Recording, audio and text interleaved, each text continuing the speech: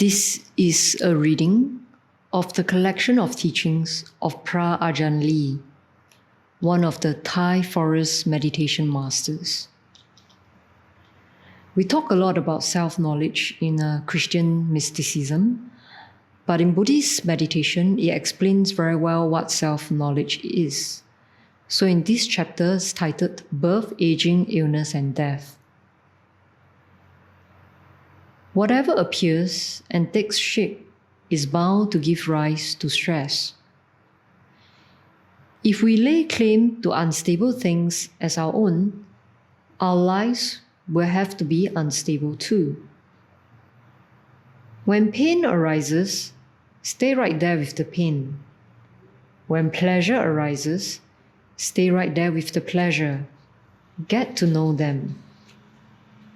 Get to know what arises when. When you stay with them, really focus on being observant, to see them all the way through. Ultimately, they'll fade away. In the same way as when we place a rock on a lawn, the grass underneath it gradually dies on its own. When pain arises, you can focus your attention on something or somebody else in order to forget the pain. But that's just mindfulness, not alertness. Your awareness has to be right at what's happening within you if you want to have both mindfulness and alertness together. Aging, illness, and death are treasures for those who understand them. They are noble truths, noble treasures. If they were people, I will bow down to their feet every day. It's because of illness that I've been able to stay a monk as long as I have. Eating just a little food is very useful in the practice. When I want to make a careful survey of my breath, I eat as little as possible. When the body is hungry, I can see right where all the painful breath sensations arise. If the body is well fed, it's hard to observe these things, because nothing usually happens in the body in its normal state. So from my point of view, when I'm hungry or sick, it's good for the practice. When I'm really in pain, so much the better. I can close the door and don't have to get involved with anyone else. The body is death. The mind is birth. If we can separate them from each other, we'll gain release from birth and death. This body, if the mind doesn't enter into it and latch onto it, is nothing more than a black piece of charcoal. That's all. If the mind latches onto it with craving and clinging, it turns into a red-hot piece of charcoal. So when we separate the mind from the body,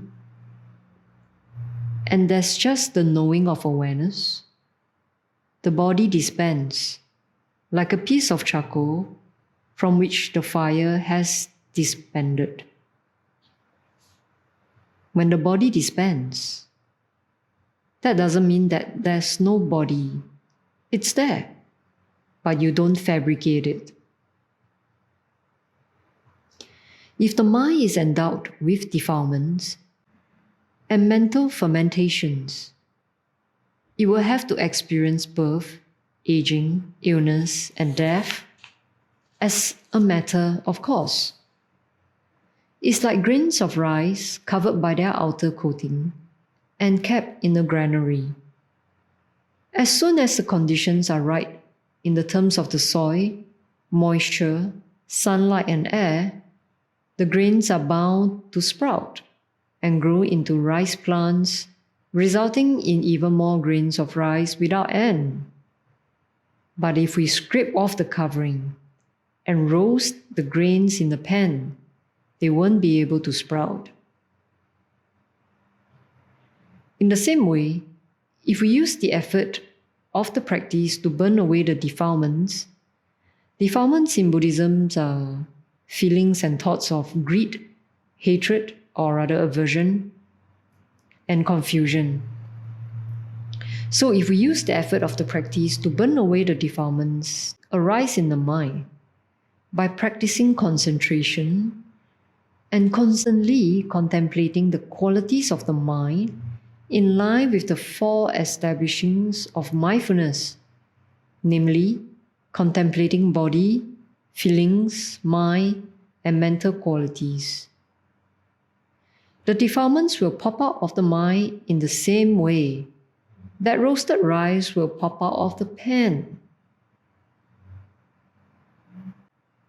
When we reach this point, we reach the mind that doesn't die, that gains release from death. When we see the aspect of the body that doesn't die and the aspect of the mind that doesn't die, that's when we reach the truth. Wise people see that death is like stripping off old ragged clothes and throwing them away. The mind is like a body. The body is like ragged clothing. There's nothing of any real essence to the rags, but they have us scared. As soon as we see that there is the tiniest hole in our clothes, we rush to find something to patch them up. The more patches we put on our clothes, the thicker they get. The thicker they get, the warmer they feel. The warmer they feel, the more we get attached to them. The more we get attached to them, the more deluded we become. As a result, we'll never get away. Wise people, though, see that the issue of whether we live or die is not as important as the issue of whether we can serve a purpose. If living on will serve a purpose for themselves or other people, then even if their clothes are nothing but rags, they'll put up with wearing them. But if they see that living on will serve no purpose at all, then when the time comes to take off their clothes, they immediately let them go.